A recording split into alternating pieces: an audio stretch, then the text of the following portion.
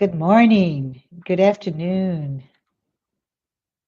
good evening. I appreciate you being here with me today. And I wanted to say thank you, especially for joining the Spiritist Talk series promoted by the United States Spiritist Federation every Saturday morning at 11 a.m. Eastern Time. I'm very happy to be here to host this talk, which is going to be done by Brian VOSBERG, who will be leading our live with the theme Be Perfect. If I may, I would like to take a brief moment to make some announcements, Brian. And number one is that Mhm. the United States Spirits Federation is presenting now a podcast like series called Psychology and Spirituality, A Bridge to a Better Life, based on the works by Joanna De Angelis. There is a new episode every Friday, and it is at 7 p.m. Eastern. The Psychology in Spirituality weekly talks are based on the works by Joanna De Angelis, as I mentioned, and offers this safe space to confront, compare, correlate, and expand spirituality concepts from a psychological lens, bringing insights, actionable tips, and real world advice to help you and I lead a better life. If you haven't done so, please subscribe to receive notifications for those new episodes at USSF YouTube channel. Second announcement, the United States Spiritist Federation is hosting the 17th U.S. Spiritist Symposium. This time, this year, it will be on September 30th in Portland, Oregon. The symposium will focus on the topic of spiritual path to mental balance, and it has a full program including talks, panels, Q&A sessions, youth panel, kids and youth activities. It's a full day of activities. Please note registration is now open with special early bird fees. Take a look at the event program and register at www.spiritistsymposium.org. And on the screen, you may notice that there is a QR code. And if you want to help the United States Spirits Federation produce publications and achieve its goal to promote Spiritism to everyone, scan the code on screen for a donation. Now, back to you, Brian. It is so good to have you with us today. And together with everyone who's watching this live broadcast, I want to give you a very warm welcome. It is good to have you here to discuss a very, really interesting topic, right? Be perfect. Uh, Come again? How do I become that? So, anyways, before Brian has the microphone, I'm sure you are as eager as I am to hear from him. But let me introduce him for anyone who has not had the privilege to have met him previously. Brian Vosberg has been a spiritist speaker and presenter since 20 years, 2005, having spoken at centers in New Jersey, New York, and Florida, Georgia, right, as well as past spiritist symposia. And Brian actively advocates living the principles of the doctrine and living a moral life. Professionally, Brian is a licensed professional civil engineer and he works as a project administrator overseeing state roadway construction projects in the Tampa, Sarasota area of Florida. Please take this opportunity to send your questions during the presentation using the chat window. Brian will reserve time to address your comments, feedback, questions once he concludes his presentation. Brian, it's all yours now. All right. Thank you so much. As mentioned in my introduction, one of the reasons I picked this topic is like I do want to try to live a principled life. And one of the great tenets that I've seen within the Spiritist doctrine particularly in the 5 books of the codification, is a lot of these issues on ways that we can live our life better and how we can use the doctrine to create a new lifestyle based on the teachings of the spirits, from what Allan Kardec did. And then later on, once Chico Xavier and Divaldo Franco started coming in with all these wonderful books that just added to it, it really helped cement the idea of we do need to live a more moral life, a more principled life today, tomorrow, forever, because it not only improves ourselves, it improves our communities, improves our world, and it does a lot of great things to just improve the elevation of Earth. I know in the past there's been a lot of talk saying how we're transitioning from a world of trials and atonements or to a world of regeneration. I'm not going to go too much into that for this topic. Again, that's part of the reasons we would love for everyone to read the doctrine, because it does explain the progression of worlds and how we're trying to go from step 2 to step 3. So that's a positive step. To use a phrase for all the kids out there, the younger generation, Earth is about to level up. So within the doctrine itself, it has this triple aspect of Spiritism, and it has the 3 legs: the philosophy emphasized by the Spiritist doctrine, the religion by the Gospel according to Spiritism, and then science from the Medium's book.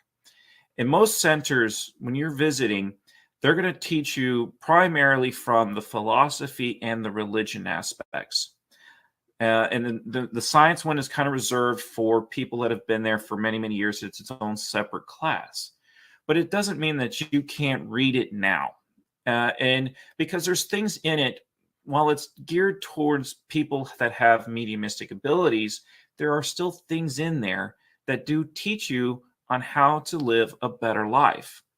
And even most centers with their own programs, they'll add to it and add different things to it.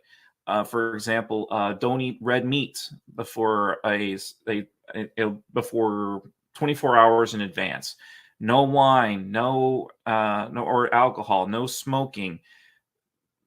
Things that you would do for at least a period of time to purify your spirit. That alone kind of just gives an indication of saying like how to be perfect. And that's just doing it for 24 hours. But if you can extend that for 48 hours, a week, a month, and turn it into your life, you're well on your way to what I started with this topic of being perfect. And then like this is, but the fun part about this is we have a philosophy and we also have a religion side, and they all work hand in hand. All 3 legs of these 3 aspects of Spiritism all work together. They interact with each other. A lot of times, as outside of the Spiritist community, you see this big divide between religion, science, philosophy, or politics, that they kind of like hold each other. They kind of like intentionally separate themselves. Whereas one of the great things with the doctrine is it meshes. It pulls them all together, and thus they reinforce each other. Whereas saying something as simple as chicken noodle soup for the soul, popular book series, also a great remedy. We don't know why it's such a great remedy, but it is. Many, many years down the road, we're finding out that chicken broth is easy on the stomach and everything else. And you start doing these scientific things that corroborate something that has been true, but it has been to use a term, magical thing. Like, oh, you have an upset stomach or you're not feeling well, we'll make you some chicken noodle soup. But then not knowing that there is things that back it up. And the doctrine comes in and kind of starts blending some of these things that have been disconnected for many, many years, and with no understanding that they actually do work together. And that we do see that through, especially on the spiritual side of things, that you will have reasons to do activities. I was having a conversation with another well-known presenter here. We were talking about, and I brought up the point on Newton's 3 laws of physics.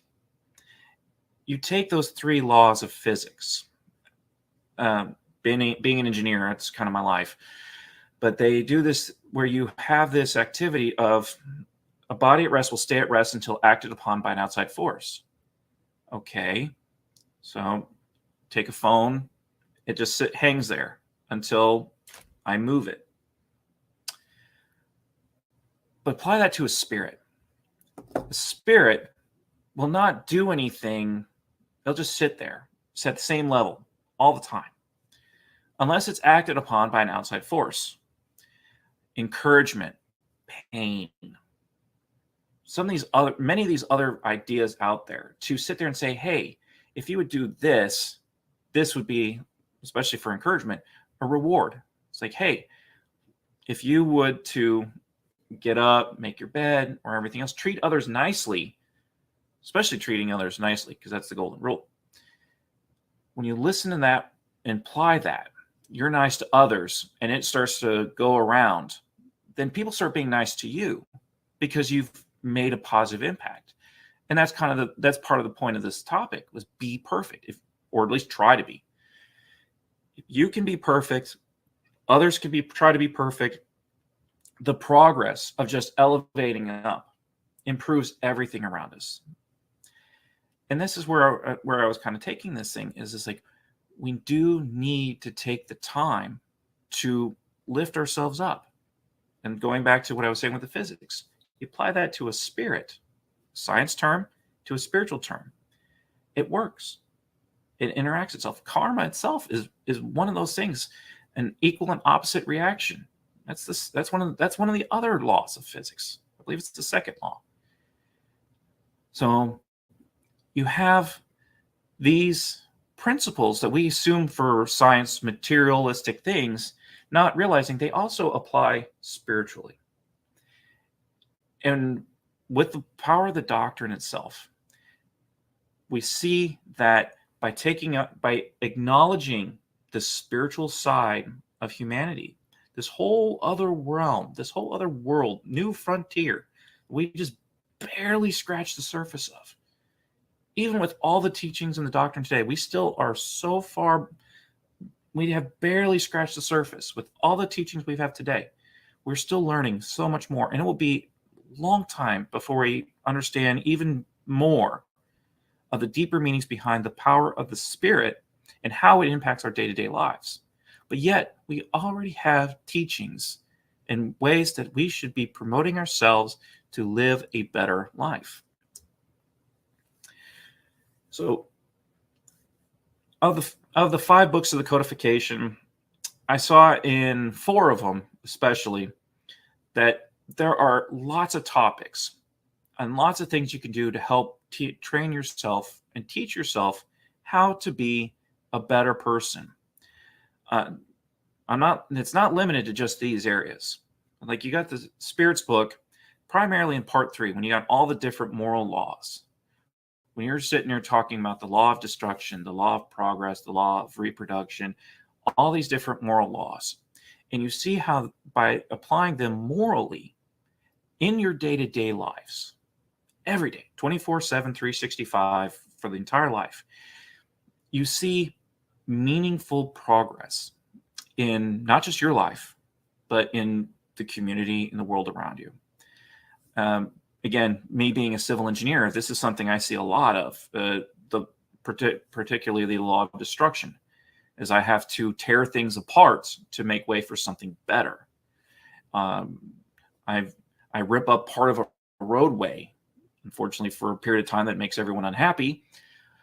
But I do, by the end of that time, once that road is built, it's wider, it's bigger, runs smoother, and people are happy about this new roadway, not realizing that people have put the effort in. Maybe it was only 2 lanes, now it's 4 lanes, or maybe now it's maybe up to 8 lanes. Who knows? But we've improved it. We took part of it apart, we destroyed part of it, or maybe we took away the whole road. There's been times that's happened too. again, like a building. You tear down a small house to make way for a bigger house. Or we just here in Florida, we've had the hurricanes last year. They destroyed a home or damaged a home so much that the only thing to do is tear it down and build a new home. So we got rid of something that was insufficient, that was not perfect, and put something that was better, that had learned from its mistakes. That's one of the big things, especially for, again, civil engineering and construction. Things keep improving over time. There was many years ago, there was a bridge up in Tacoma, Washington, called the Tacoma Narrows Bridge. They built it and was fine, but it started to rock and sway, not realizing that because they made it so thin, so light, that the breeze, there was enough of a wind channeled through the Narrows that it picked up speed. And it was enough to turn this bridge, steel, concrete, and everything, and made it start to fly. It became a wing. Now, eventually the bridge shook itself apart and fell into the Narrows. But people learned from that mistake. And now bridges today don't do that. They're designed now from that point. Why do I bring it up? Again, being perfect. We keep learning from our mistakes. We learn, especially from mistakes. We learn what not to do, or maybe when we go too far. We took something and we went too far. I want to keep going back to this with the gospel according to Spiritism. Now, I don't limit that one to the whole, just one section, because the whole book is very important for how to be perfect. Now, there is a chapter specifically titled Be Perfect. I was reading that when I was asked to do this lecture, and that's why it became the topic, and it is featured here in a few slides. But the whole book itself has a lot of great wisdom and readings on how to live yourself in a better life. And it's worth rereading. Even the old trick where you take the book, you open to a random page, and you read what's there. It's amazing this type of stuff you'll see in that short one-page read, brief read, and you'll see some wonderful wisdom contained in that. Then you go on to, again, I've already mentioned a little bit with the medium's book, and it's kind of sprinkled throughout. When I was redoing my research for this lecture, I was kind of like looking around, seeing like, okay, there are some things for prep, but it seems to be they're all sprinkled within. But the big takeaways was this, like, again, purifying the soul, purifying the self, and morally elevating the person. Not only does it add protection, spiritual protection to you, it increases your vibrational levels. It makes you more in tune with with the higher order spirits. And if you're in tune with your higher order spirits, that means you're better in tune with your guardian angel. You're better in tune to being inspired with better advice. And then we go on to heaven and hell. And this one had like two little sections in it.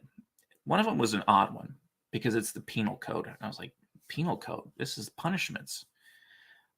But it's for the spirits.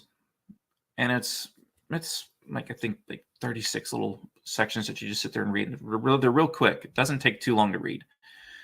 But as you read through them, it shows what happens on a spiritual side. When you do something, when something happens, there's a consequence. Sometimes it's positive, sometimes it's negative. And these things add up. And again, this is kind of like the system with karma, or there's another thing when you have like so many positives that cancel out so many negatives, and you want to have a net positive by the end of your life. And this penal code kind of helps illustrate that, because it sits there and says like, well, you do these negatives, this is the thing that's going to bother your spirit's going to be hurt. And if you don't do these things, your spirit's going to be improved. And then he goes on in heaven and hell, especially when you go to part 2, because now you've got all the different types of spirits with all the communications, from the happy to the miserable to those having physical ailments, that would have, and like why they would come into this world without an arm, being a quadriplegic, or to be hit with a disease, kind of like what happened to Stephen Hawking, where he's kind of basically trapped inside his own body. These examples illustrate not only how our past lives have direct impacts on our current life now, and also will impact our future lives, which is a very powerful thought.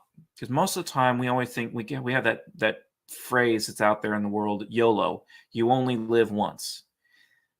We know for a fact in the doctrine that that's not the case, that we have multiple lives, and it's in line with God's justice.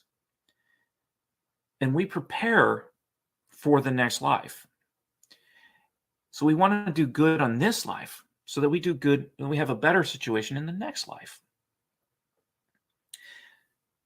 Outside of the doctrine, this is brilliantly illustrated by the Spirit Emmanuel when he came in with his book 2,000 years ago, 50 years later, and then I think there's another third one in that series. I believe it's Hail Christ. When you read through those books, especially when you do the first two, because you see him as a senator, he doesn't live a very good life. I mean, well, good materialistically, but not very good spiritually. And then you go in 50 years later, and the roles are reversed. He's not very good materialistically, physically, but he's very good spiritually. You see the growth in just those two lifetimes. And he says, that was, as the second book was said, 50 years later. He died, comes back, and we see him again as a grown person 50 years after the events of 2,000 years ago. It's a very powerful book because you see one reincarnation to the next incarnation. You see the difference because he learned so much at the end of his life that transferred into his new life. And that's, again, another powerful thing of why we need to be perfect or try to be. Within the doctrine itself, we have these two teachings. We have this right here in chapter 6 of the Gospel. O Spiritists, love one another. This is the first teaching. Educate yourselves. This is the second.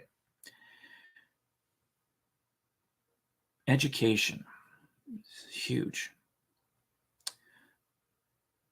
We have another friend, and there's another common saying. It's a cliche one, but it works. Practice makes perfect. Because when you practice, you educate yourself, you refine yourself, you learn, and you find the impurities within something. Professional athletes practice this skill hundreds and hundreds of times to refine the movements, make things as perfect as possible.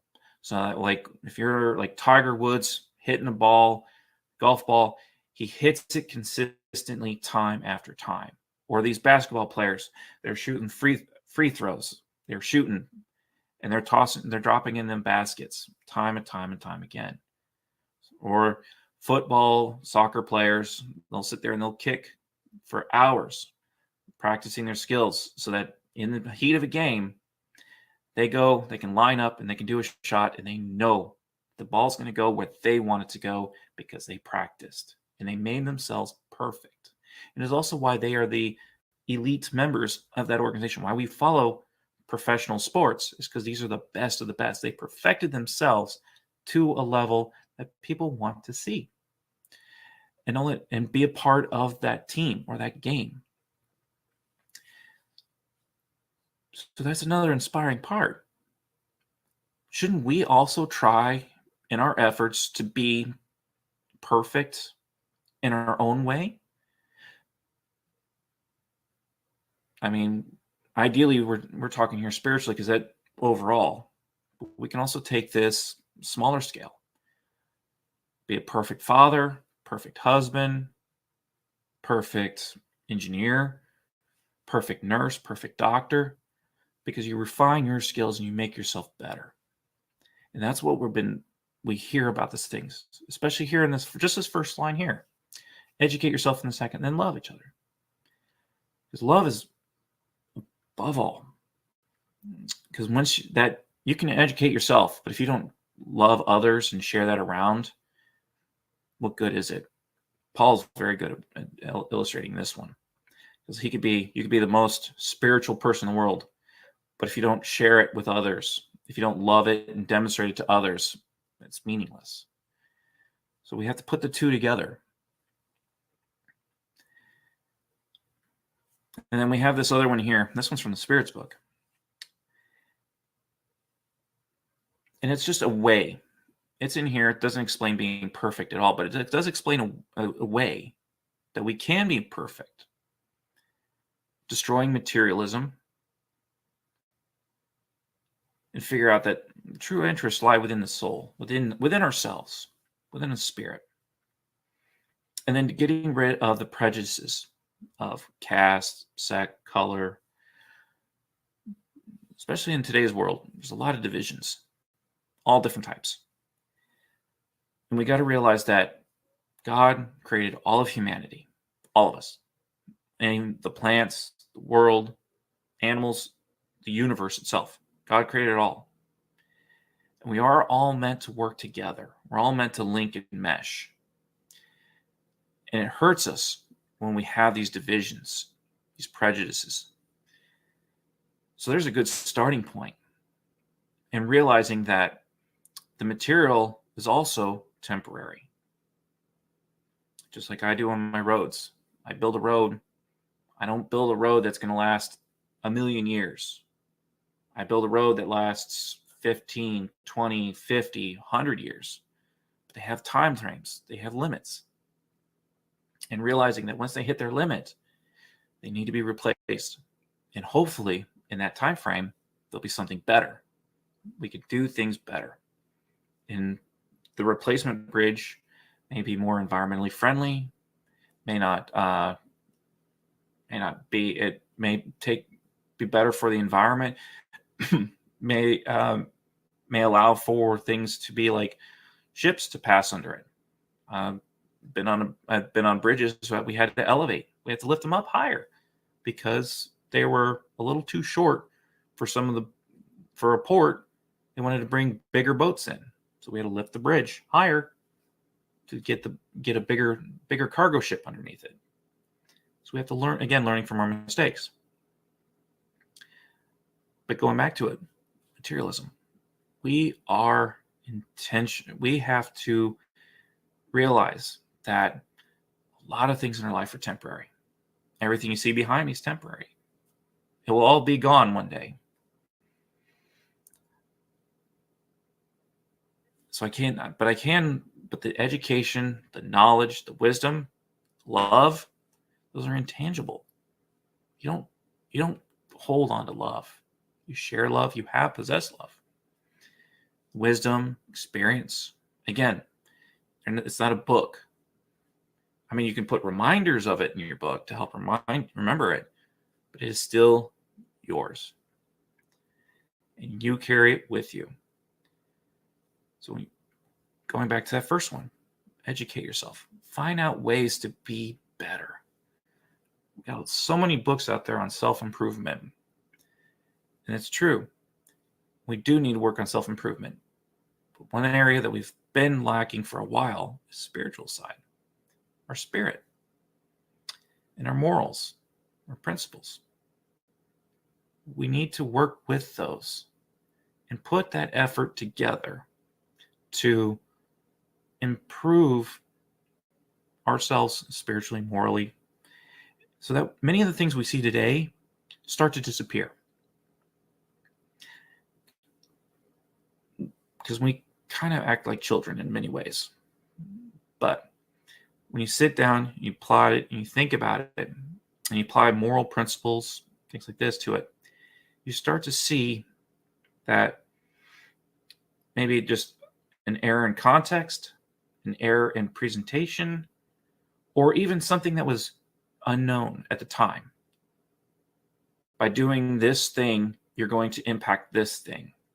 Kind of like a butterfly effect, as it were. But by sitting here, usually, again, roadways, traffic is a big one in this case. If you cut someone off, you make the person behind you really mad. But why did you cut them off? Was it because, who knows? Maybe are you on the way to the hospital because your loved one was hurt? You cutting someone off because you failed to pay attention to the GPS or your map, and you're like, oh, I'm going to miss my turn? Or are you just sitting there like too impatient and got to be somewhere, and you're just zip, zip, zip all through traffic? Now, what happens if that happens to you? Do you think about why that person jumped in front of you? Or you just get mad? But what if you were to sit there and say, like, hey, that person could be late for work, or could have had a bad morning. Doesn't matter. We got to show love to that person. We got to care for that person and realize that there are days you may be the one cutting people off, and there may be days that you get cut off. You got to accept them. But you also have to accept them with grace, dignity, forgiveness, and definitely love. Maybe an inconvenience, maybe even a little dangerous. But you also have to be mindful of that other person. And just by doing that alone, of being mindful of the drivers on the roadway around you, for whatever reasons, some good, some bad, doesn't matter. If you're mindful of them and you're saying, hey, we're on these roads together, we actually have to work together as a team as we travel on these roads. And that's going right to our part of being perfect. We all say bad drivers, good drivers, and everything else, but still, you take that example and you apply that larger scale. If we can work together on a roadway, let people that need to go faster to get wherever they need to go, let them pass. Those that are coming up their exit, you get to their spot, you let people in, or as they are merging on from a roadway, or letting them off and everything else. We work together, less stress, less pain. And we also then we also mesh and we work together. And we start working towards that perfection that we want to see on these roadways. Or some of these things, like, for me, again, when I watch traffic and everything else, and again, being an engineer, basing it to be like water. Roadways are just flows of water. But we don't do this fire hose method of you just blast the cars through, because every car is going to get crushed. They're all going to smash up together just to get to wherever they need to go. We do it at a slower vein where we do water through hose and it comes perfectly clear. In engineering terms, it's called laminar flow, but it's everything works together in a line. Everything is at equilibrium. Everything is it's doing it's right there. It's kind of like it's the organized version of it, and allows, while it's a slower rate, like it says, it's clear, so there's no bubbles, nothing like that. So it works efficiently, and that's what we want on that's what we want on the roadways. But that's also what the spirits want from us spiritually. So they want us to start working together cohesively instead of all this bubbles and churning and everything else. They want us to be this nice system that works together, that flows, that interacts seamlessly with each other. So, but going into the gospel section, the chapter on be perfect. So I just pulled a few little sections out of here. They were saying, love your enemies, do good to those who hate you, and pray for those who persecute and slander you. If you love only those who love you, what reward will you have? True statement. Do not the publicans do the same? If you greet only your brothers, what are you doing that is more than what others do? Do not the pagans also do the same? Therefore, be perfect as your heavenly Father is perfect. Now, this is from the Bible. This is Matthew chapter 5, verse 44, 46 through 48. You sit here and read this. This is the beginning of this chapter, number 1.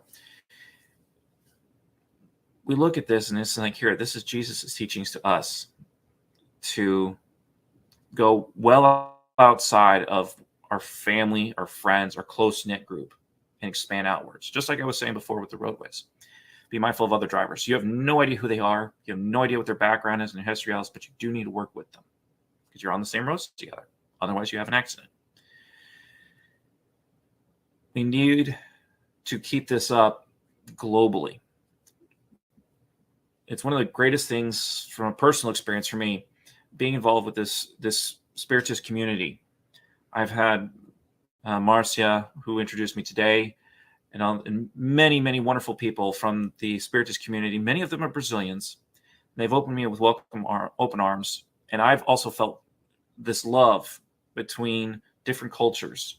Me growing up as an American, many of them as Brazilians, and we work and we mesh together to create this wonderful community together. And then to come to find out that for me at least, that this is also a very global group. There's Spiritists in France, Japan, Australia, all over the world.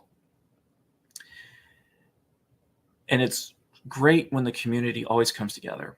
And I love that this shared moment that we work together, and even for this video, which is posted for the whole world to see, to come together and work cohesively. It's not easy to do, but it is an effort we should be making. Now we go into the teachings from the chapter. Be perfect as your heavenly Father is perfect. Taken literally would presuppose the possibility of attaining absolute perfection. Now, the doctrine itself, it kind of sits there and says, like, you can't do it in one lifetime. Over many, many millennia as a spirit, since the spirit itself is immortal, we should get maybe not absolute perfection, but we should get relative perfection. We'll get better. We get better over time. So the people that Jesus spoke to would not have understood this nuance. He limited himself to presenting them with the model and told them to put the effort to emulate it. This was 2,000 years ago. And Jesus gave us a wonderful example to follow, the emulation. And try to follow his words. We're still struggling with that to this day, but it's worth putting the effort in.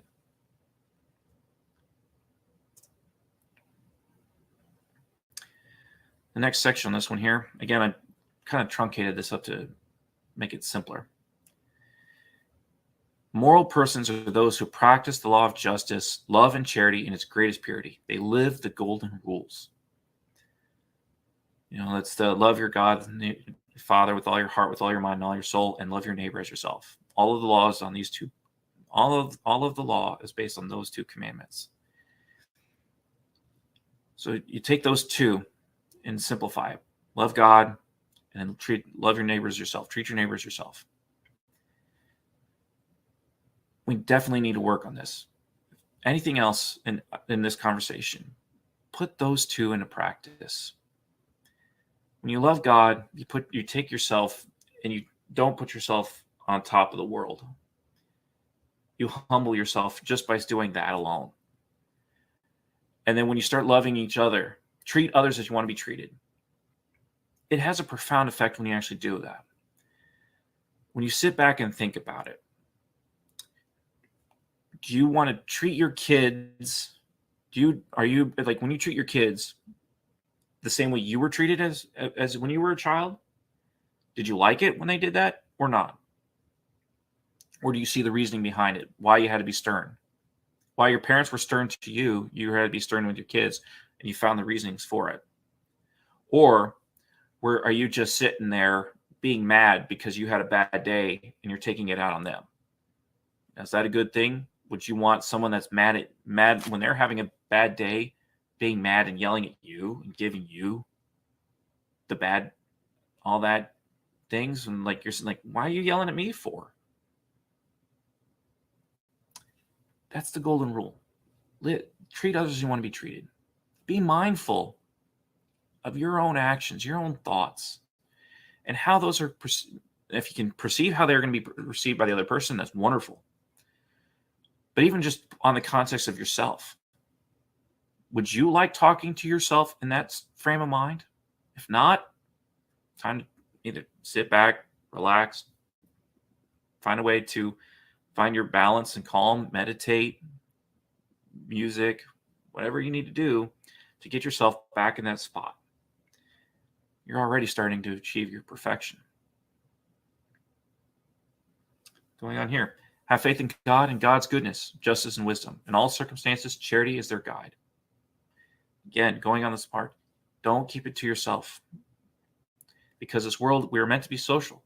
We are meant to expand out. And being perfect is not just be perfect individually. It's being perfect globally. So it expands out on the thought. So, and we have to work together. That's part of it.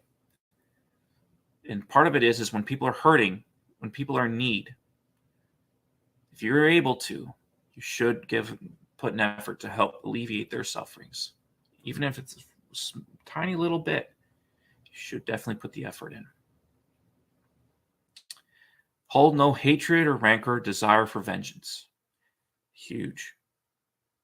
A lot of us, we hold resentment. We hold a lot of grudges. We hold this pain. It's usually, if it's from one person, we really don't like that other person back. But we got to let it go. Doesn't help them. Doesn't bother them at all. It hurts you. And again, it's going back to the Newton's laws of physics. If you're holding on all that negative emotions, how are you getting the positive? Because all then are you kind of pushing away the positive, and so you're exuding that negative energy out again? You're holding that resentment, and so you kind of coming in like be like Scrooge, be like a miser, where you're sitting there and the only thing, this is it, you're holding too tightly on the only thing you've got that you care about, and everything else don't worry about. Well, maybe we need to rethink that and sit there and say, and let go of the vengeance. Let go. What does it do? What does it do? Does it improve the relations between you and that other person?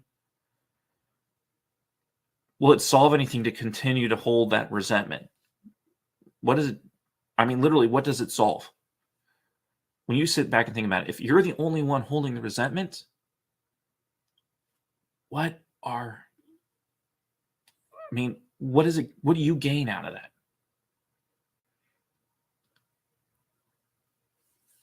And then the last one here, indulgent toward others' weaknesses, and they recall these words of Christ, let him who is without sin cast the first stone. Again, going back to the thing is reflect back. Are you blameless? Are you okay? Are you perfect? No? Then why harp on the imperfections of others? Why beat down something? You may have already beat this. You may have says, hey, I'm above this already. But if you're going to look down on them and basically kick them while they're down, yeah, you may have improved over here, but you're not improving over here. And we want to improve everywhere. One of the common topics that we mentioned within Spiritism is as if you were using the angel, you have two wings. And the first one is your moral wing, You have your intellectual wing. And you want them both to be strong together. If you're intellectually strong and morally weak, then you're going to drift. You're not going to fly perfectly. If you're morally strong, intellectually weak, it's great, but how can you help people? Because you need the intelligence to understand how you can best improve things. So there was always a desire to balance the two wings. And I'm going to wrap this up really quickly because we're about out of our time here. I focused mostly on the main doctrinal teachings, and I did touch a little bit outside of it. And we're talking about being perfect. And like I said, I brought here the manual series, again, highlighting 2,000 years ago and 50 years later. Also, Paul and Stephen was a really good book on how he changed his life around. We also have the Andre Luis series, which is also another fantastic chance to read through the series. And you can see the development of Andre Luis's spirit, and especially in the first book, No Solar. When you look through it and how he lived his life materialistically, it wasn't really very spiritual, but had that spiritual awakening. But after spending 8 years in the lower zones, or umbral, he spent all that time wallowing in his own self-misery of his mind. But then once he was released, look at the greatness he did. And and we see it in his books. He continued to advance and grow. And we see that, and then as he's able to help others, and even like with No Solar, he had an opportunity to help his family when he realized that he had been replaced and there was another man there taking care of his kids, his wife, because he died already. And then he's on his deathbed and he can see his wife crying and struggling because she can't bear to be a widow again. Please. Andre Luis says, like, he got rid of, again, the vengeance, everything else. He shed off a lot of the whatever he was harboring, and he says, no, I'm helping her. This guy stepped in after I left, and he's taking care of my family for me. He is my brother. I do not know him, but I will take care of him. And he goes and he calls for help and says, hey, help this person. And he gets this help, helps relieve this person up. And that's how he got, at least in this book, how he became a citizen in No Solar. And that's a sign of the perfection. That's an example that when we grow and be more perfect spiritually, we can see how, just through the examples of these books, how we continue to grow. And then I had to throw one out here to our good friend, Dan Assisi, our center here in Florida. We've been dissecting his book, Our Road to Damascus. And we're doing a lecture series on the different points of his lessons. And it's also, and I bring it up again here in this one here, because it's like when you do that Damascus moment and you sit there and you think about it, how it allows you to make changes in your life, positive changes, reinforcement changes. You approach that sign of being perfect. You put yourself on a path to perfection. It's not going to be easy, but it is life-changing, just as this road to Damascus. When you think about what Paul went through on that moment and how his life changed completely and how he became a force for good and literally ended up writing a good portion of the New Testament of the Bible, all the epistles are through Paul. So he put a lot of effort in, and he did so much just from that one moment, and he changed his life for the better because of it. Thank you so much for letting me speak, and I'm going to open the floor up for the questions. Thank you so much, Brian, and we really appreciate all the insights about this topic that you provided, and we're open for comments and questions from the audience. So let's see if we have any already that we can start talking. So, Brian, in a world of frantic activity and constant distractions, aka entertainment, it can be hard to identify what we need to embrace to lead a moral life. How can we establish a stronger connection with God and lead this richer spiritual life that you refer to? I'm I mean, good part is definitely, again, joining a spiritist community near you is one big part to it. But it's not the only one. When you have all these places of worship, places of faith, and where you have, or in these other places where you're able to open up and have the dialogue, because this is the most important part, is the ability to talk to people about these things. Big issue we have today is this block of conversation. We do need to have these conversations, and they're difficult. They're hard. This is not easy stuff, because this is again, we're leveling up. This is next level. So we do need to make efforts to learn how to understand how we can be better. And sometimes it is like getting away from the entertainment.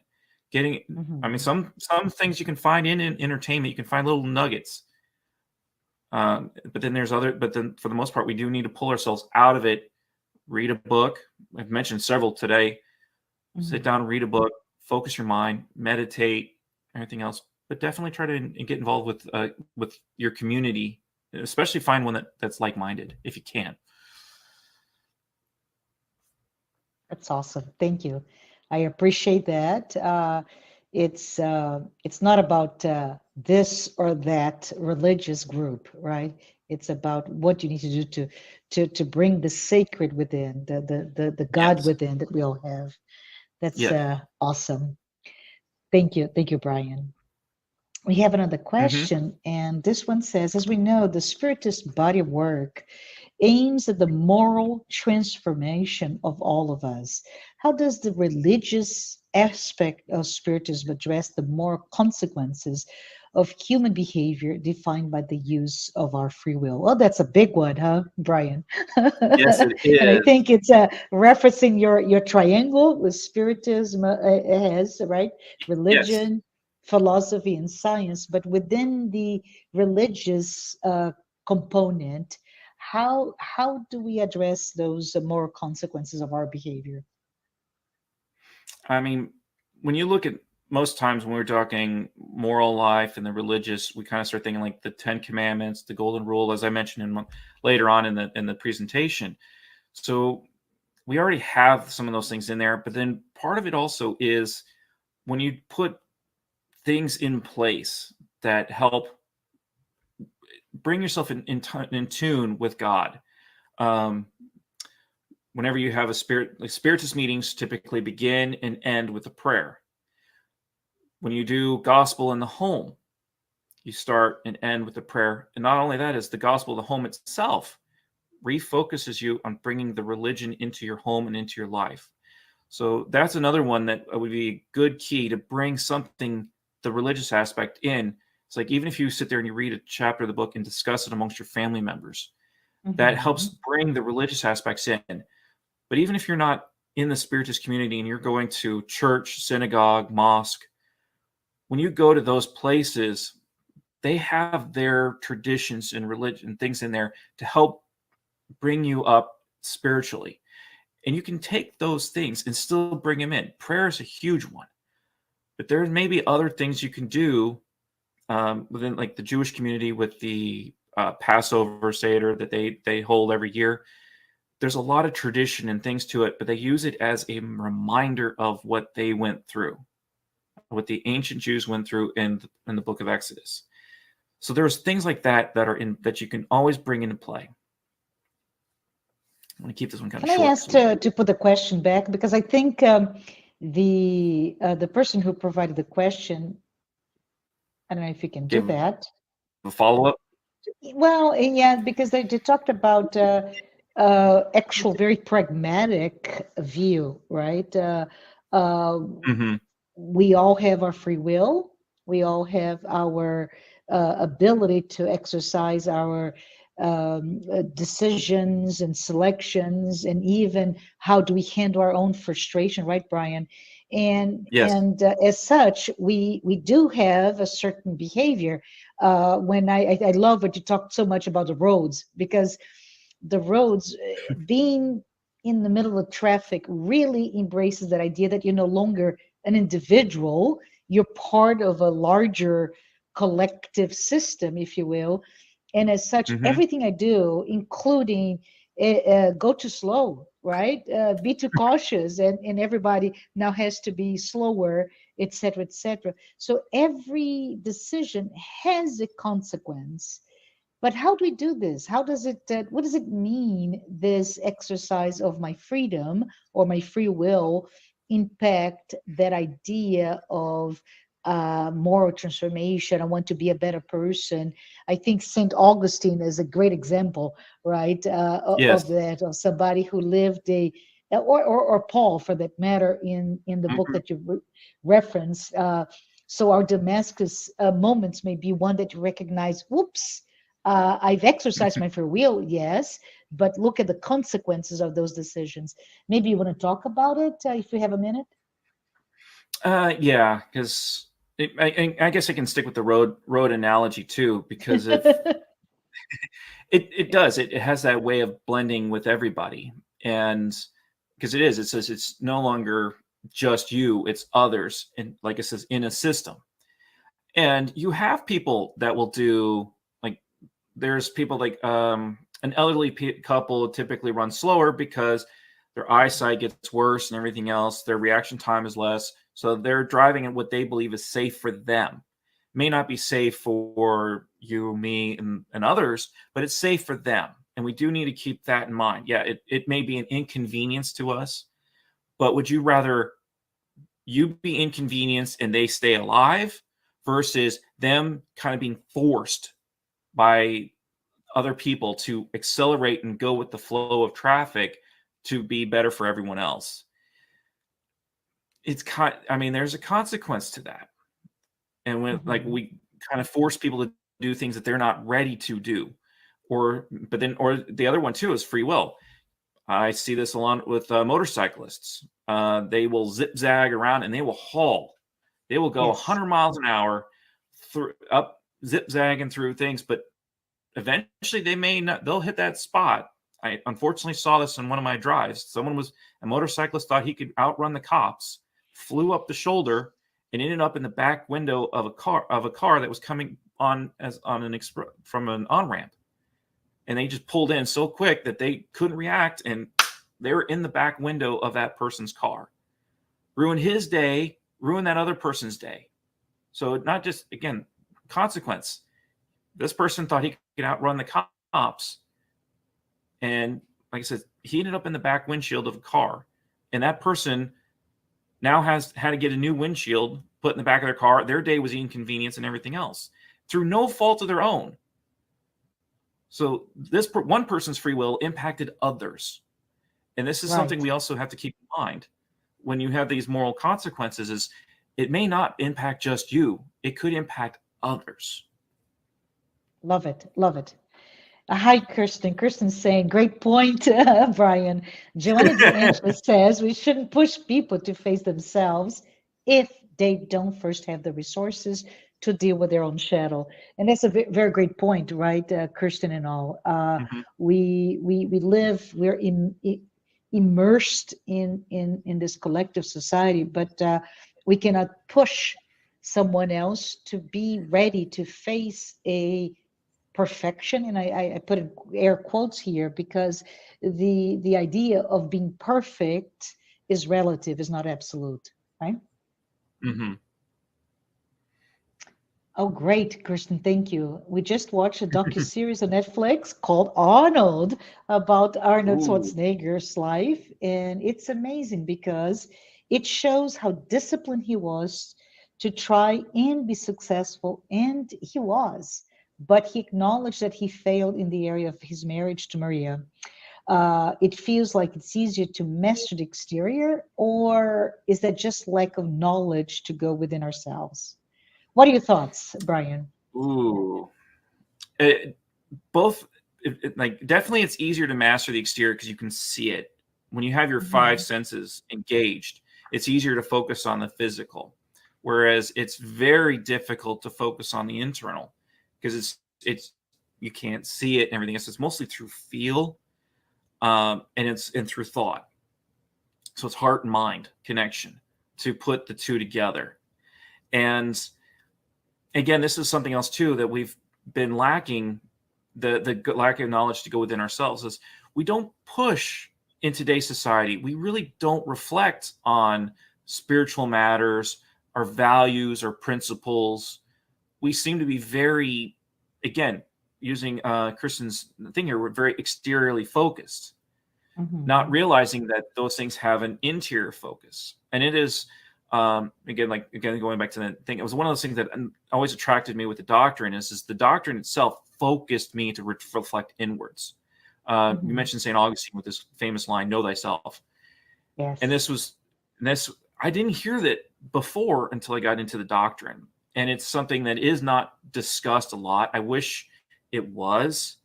I wish the churches, synagogues, mosques, all the different religions around the world.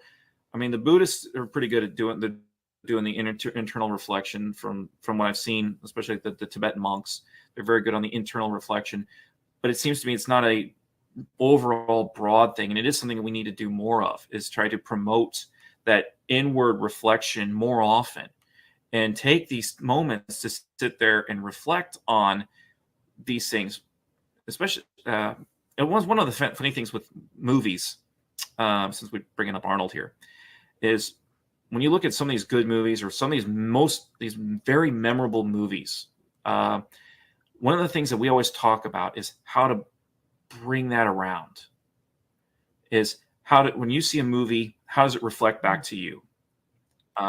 Recently, like we're seeing, Avatar: Way of Water just came out recently, and it was interesting to see that because it's in one scene here. Hopefully, I'm not spoiling it for anybody out there. It's kind of noticed in one of the trailers, so I think I'm safe. But it was, he loses a son, but adopts another as his own, and that is powerful in and of itself. And not only that, the son is the son of the guy that was trying to kill him, that was hurting him. And he adopted his son. And this guy's son, and that guy also even killed his own son. So that there was, within that pain and agony, he's doing that release. And it was something just to see in one movie, just to see that come in there. And you can go reflect on many of these other great movies, things that we call classics. Many of them have a moral component to them, and that you can sit there and reflect back on. And it's what makes them great and makes them rewatchable, especially, is because the morals are in there. Yes. And it gives you that chance to reflect. So thank you, Kristen, for bringing that one back up. Yes, thank you, Kristen. I wanted to bring something else before we go to our next question, which is listening to a very dear friend of mine who is an educator, right? A writer, a spiritist. And she was reminding me that the word education, I know you talked about education previously in our talk today, Brian, but she mentioned education comes from actually two very similar words in Latin, educare and educere, with an E-R-E and A-R-E. And with an A, it really means to educate whomever from outside in. So we educate ourselves by listening, by maybe looking at an example, or even the laws or reprimands or limitations. But the education from Latin, E-R-E, really, it's all beautifully said by St. Augustine, right? Bringing an education from inside out, right? So it's that self-education, the idea that when we look within, we have all that we need to learn, all those processes, and it's up to us to understand, is this part of what I can now enact? How can I, as Kristen alluded earlier from Joanna D'Angela's teachings, right? Am I ready to be able to learn for myself, by the way, but am I ready to be perfect, because I already have that framework? So really good insights there. But let's see if we have another question. Brian, I think we may have time for one or two more. Okay. So, Brian, could you describe the materialistic and spiritual dimensions of the quote unquote perfect man according to Oof. Spiritism? I think I you had a was slide, right? But I I think had a we're talking slide on it, about. and I had to really condense it down. Yes, It was because there is the chapter on be perfect in the gospel according to Spiritism. It was a page long written, and I just had to pick only a few things to fit on a slide. There's a sure. lot more to that, and Hmm. it's like, but on the materialistic side too, we also have to remember that like our bodies, ourselves, our human bodies is a gift from God. We were granted with that creation. So on a materialistic side, we do need to take good care of ourselves, using science and everything else. We do need to understand what is great for our bodies and everything else. If we have to work out, do a little some exercise to lose the belly and everything else, that's part of it, because we are responsible also on the materialistic side to take care of our physical bodies. So we shouldn't be, and this was illustrated especially wonderfully through the NOSSOS series, where we see all the people that were considered suicides, and I died at an old age. And it's like, yeah, but you could have lived 5-10 years longer if you didn't drink, smoke, all kinds of different things. So you have those things that, Excessively, especially, right? yes, Yeah. yes. And like I says, and then and bear in mind too that the materialistic and the spiritual are linked through our perispirit. So Yes. what happens on one side impacts the other, and vice versa.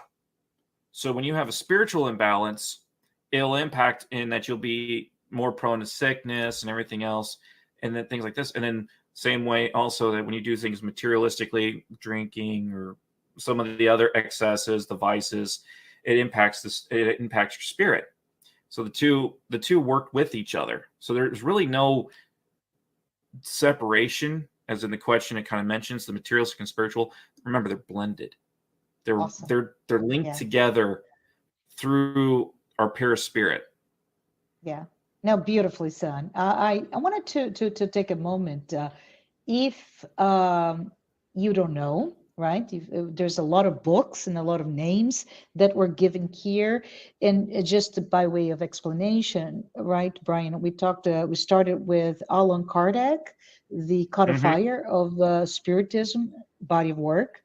Through what we call the basic, the five. There are many more books, but five books Mm-hmm. that are the basic ones for us to see. We also talked about, I remember you saying Chico Xavier, who is a Brazilian medium, very prolific. And through Chico's mediumship, we have now Emmanuel as a spiritual author, right? And you also mentioned Andre Luis that wrote the series, Andre Luis series, including Nosso that you mentioned here.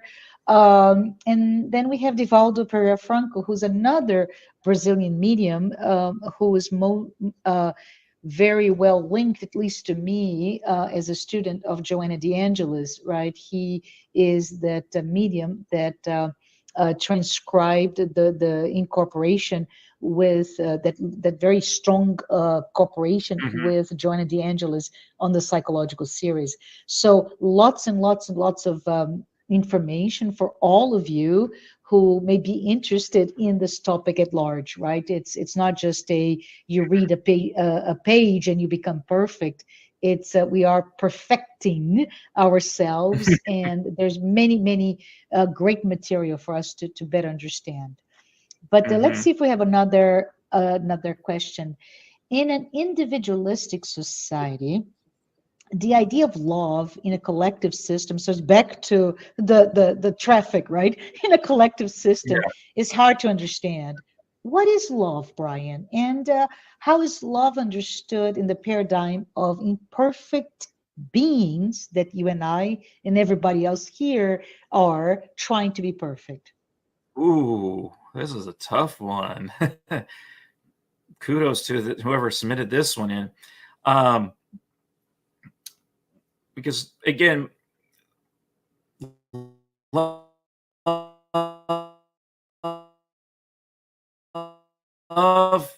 for is far exceeds far more than respect, but it is that, let's just simplify it to respect. And you sit there and talk about it.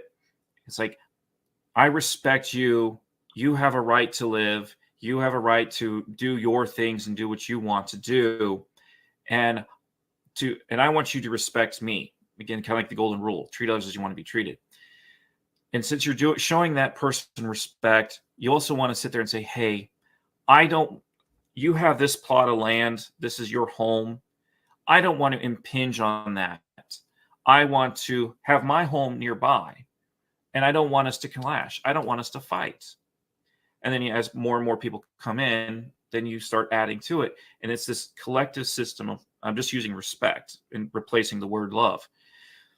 And then you use that within a relationship, that you respect your spouse, that they are a person. They are a spirit too, totally different from you, but yet you have enough connection. You have enough mutual respect for each other that you can cohabitate, and you can raise children and show them respect, and they're supposed to respect you too.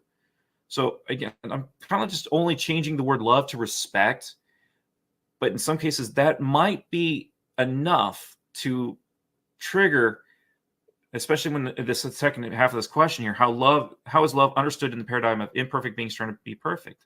It's like, if you can respect the other person and let them be, that they have a right to exist too, whether you're perfect or not, it kind of washes out in that part. But it does, like, the fact that you are acknowledging them is a huge sign right there. Because a lot of the conflicts and wars and things we see throughout history has been this thing of lack of respect, that we don't respect them. But why the Romans were conquering the barbarians, they thought they were less than human. They were animals. Yeah, So hopefully that is awesome. and unfortunately, I'm trying to keep it a little bit on the surface here, but That's okay. In jest, I want to say the first thing that comes to my mind was Tina Turner. What love got to do with it, right? And then I move on to think about Voltaire, because Voltaire talks about that line of respect, right? Your you can only your freedom ends when the freedom of the other starts. So that's the sign of my freedom should not destroy the other just because I am free to do something.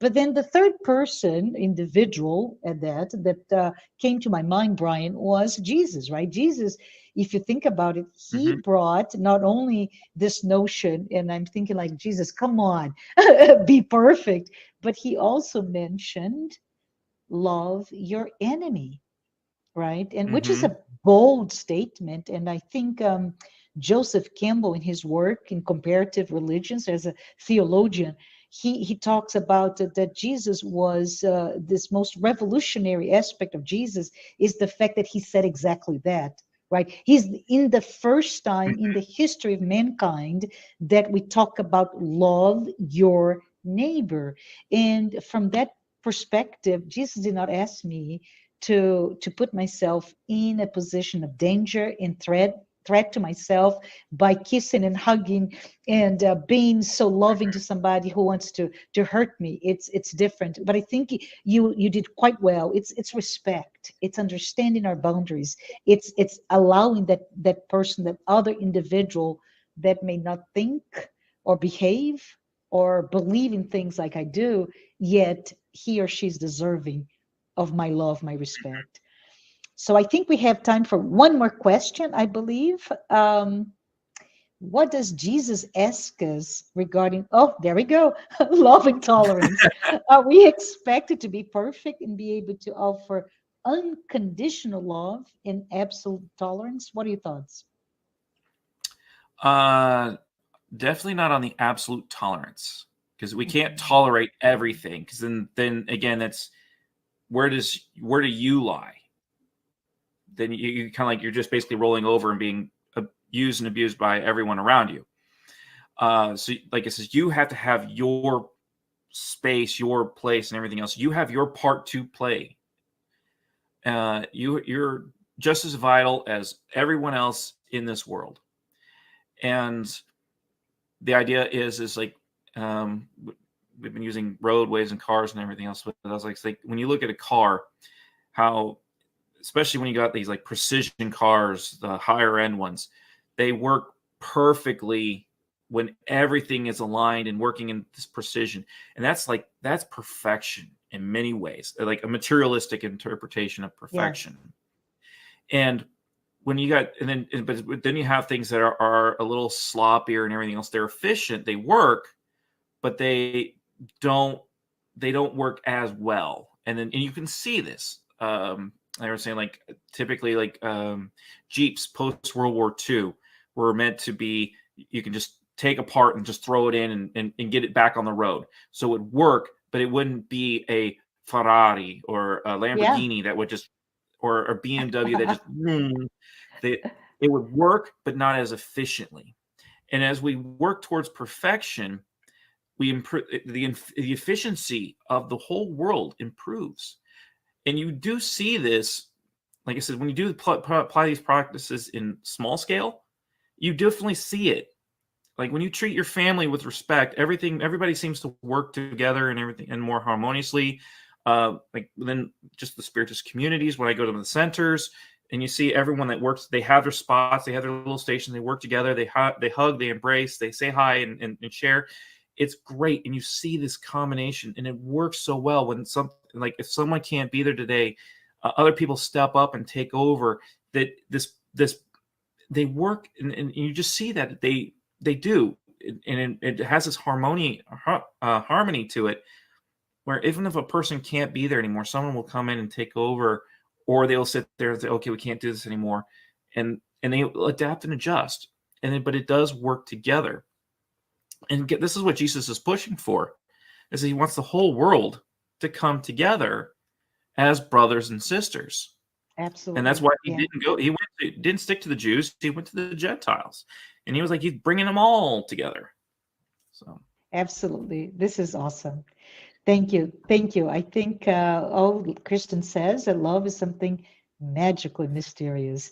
The reality is, thank God, we just need to begin wherever we are. Beautiful, Christian. We don't have to understand immense complexities. We are imperfect, and God knows that and loves us anyways. He just wants us to do our very best. That is love. Loving someone where they are. Thank you. Beautifully said. Thank you so much, yes, Kirsten. With that, I think we have come to a close, Brian. I want to say thank you. This has been an amazing talk. I really appreciate the time together. And I wanted to say not only thank you, but thank you everyone who has been with us today watching this live talk. And for those who are also following our weekly Spiritist Talk series. Next Saturday, June 17th at 11 a.m. Eastern, don't miss our next live with Andrea Marshall Neto, sorry. And she'll be discussing what good is the study of Spiritism after all. Love it, love the title. Don't miss. And Brian, before we close, would you be so kind to say a prayer for us? absolutely. Thank you. Dear Lord, wonderful Master, mentors of us all, watch over us now as we part company. Let us take this time to absorb and understand that which was presented here today. Let it guide us and help us to take a path that brings us closer to your light and your love. Let us go forth from here now, energized and rejuvenated, that we may also be a light to others in our day-to-day lives, inspiring them to be better, to be that much closer to perfection. Let us reach out our hands in love and fraternity to those that need it and help them on their path, even if it is for only a short while. Continue to look down on us and guide us and inspire us as we progress through our day-to-day lives, so that we may be brought to your light that so much faster. Continue to watch over us all, no matter where we are. Amen.